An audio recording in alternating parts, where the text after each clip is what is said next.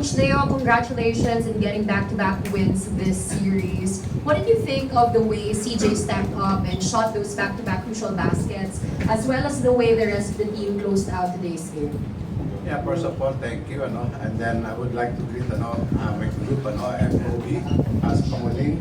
I think this win is, there's a lot of guts from our players, especially tinanong si CJ about the play. So it's part of the play. He's the recipient of inbound pass, and then we're not after the 4 points or 3 points. We want to quick 2 points, but knowing CJ, gusto niyang manalo eh.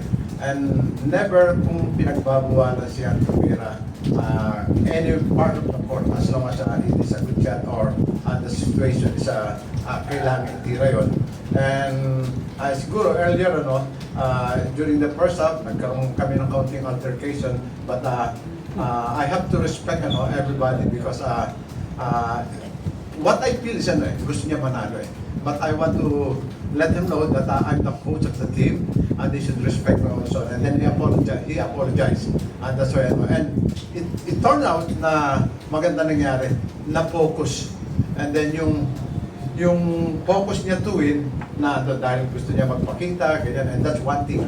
And that, but that's already the thing of the past because after all, we're teammates kailangan we have to unite and then together para hindi maapektuhan yung team. And the good thing with the team is talagang nakikita nila pasensyoso sila lahat eh. And then nakita niyo naman nung maganda ginagawa niya lahat sa kanyang bola, and all my plays siya tinatawag ko lahat. Before that si Don naman eh. Si Don. And then si Don, isa rin maganda yung laro niya. And then siya ang humabol, hindi kami bumitaw after ng leading by as much as 12 points, and then all of a sudden na wipe out, lumamang sila. But I give credit to the players because of their experience in this kind of game. Let's look back at the Thank you, action Coach in Leo. the Now we would like to open the floor to our friends from the Rookie press. Cup Finals, tatlong serie entering in.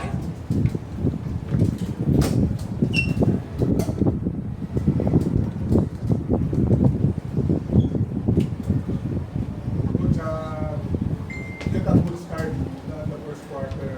Yun na. Pero sabi si TNT bumalik sa second quarter. They took the lead. They led by 11 yata. Parang kung yung kwento ng first 2 games na nangyari, pero nakiba na nawala yung lamang. Yeah, I think first of all I think yung game plan namin at the start maganda eh. Kaya lang hindi na sustain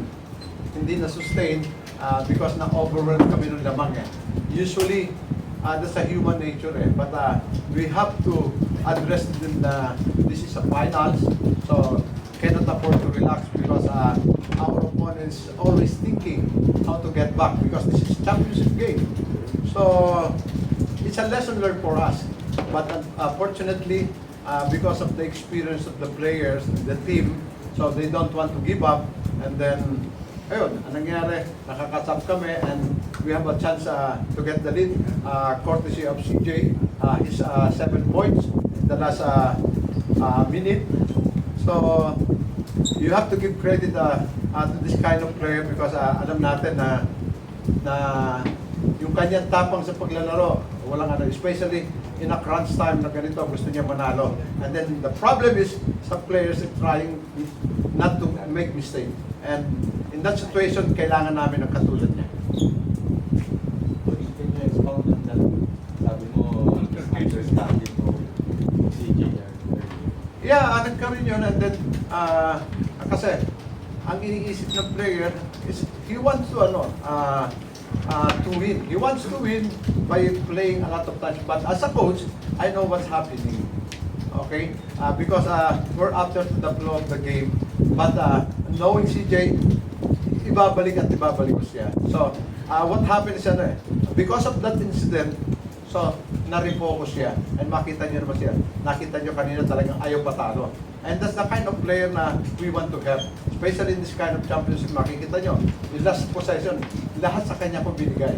Although that play is not for him, because after siya a quick 2 or quick 3, but he has the opportunity.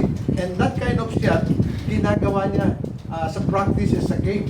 Makikita natin eh. That's why, nung pataas pa lang bola, palagay ko papasok ito. And then, nakinig yung nasa taas natin. And I'm so happy for his guts. Nung fourth quarter pala, 6 of 6 ka. Parang game 6 na total. Pero kaya fourth quarter naman, mabibigan pa yung Actually, ginawa ko lang naman kung ano yung makakaya kong gawin. And yun nga, struggle sa first half, but yun nga, hindi nawawala yun sa mga coaches sa akin. And yun, nag-response na ako kung ano yung binibigay sa akin na trust ng mga coaches.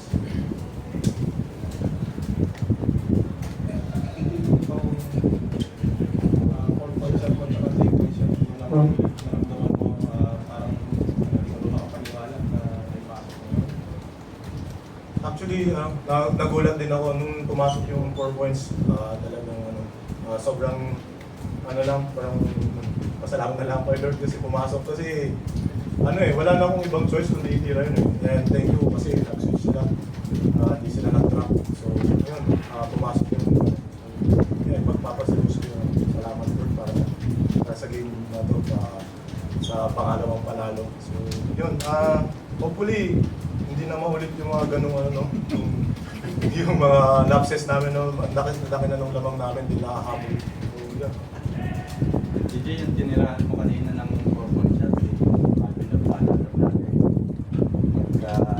Ngayon, manalo natin. Hirap. Siguro kabisado ako ni Calvin, alam niyang drive ako, so pinigil ko na sa 3 points. And yeah, laki pumasok yung hirap. Buti nakalimutan nilang talaga tumitira siya sa 4 points. And ginagawa naman niya yun eh. Sa practice, sa game, ganyan. In a situation like that, lakas na ng loob eh. Dahil gustong manalo eh. That's one thing na you have to appreciate the kind of player we have. Dahil ayaw nilang patalo eh. Coach, medyo mabigat yung panalo nyo sakit sa TNT. Do you feel like yung moral ninyo and momentum nasa body?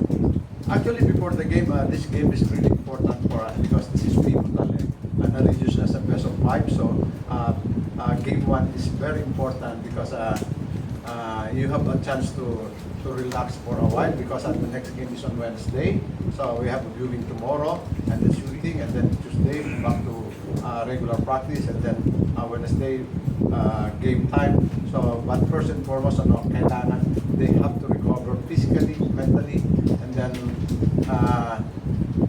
kailangan makuha ulit nila yung to refocus on the next game because alam natin ang talk and text after na nakatied kami, nakita natin yung bagsik nila ngayon and nakita natin yung kanilang adjustment, and then mabuti nila nakapag-response kami and then during the game kasi sa practice there's no drastic changes magagawa mo dahil it's a matter of just explaining to them what to do, what the situation is, and katulad sinasabi ko last game makita mo ang taas ng shooting percentage namin is 55, and in a championship game 55%, so that's a lot, and then we give up only 2 second chance points for them. And tonight almost talo kami sa lahat ng department, but because of makita nyo shooting percentage 39 versus 41, but yun nga, ayaw patalo ng mga players kaya credit sa kanila.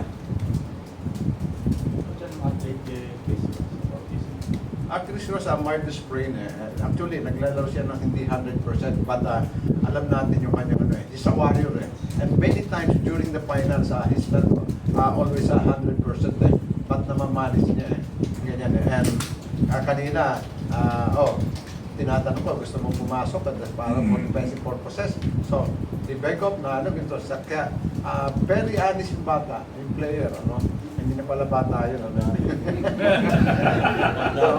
very honest dahil alam niya, napipil niya kung anong feeling ng mga player na nasa loob. Fortunately, may mga players na talaga feeling na pumasok o mag-defend para sa panalo yun and then we're so lucky dahil yung kanilang last 4-point shot hindi pumasok.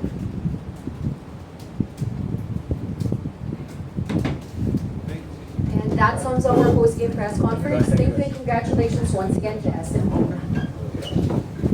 Pati si Chris Ross, coach. Ano tayo? Yes, guys, thank you.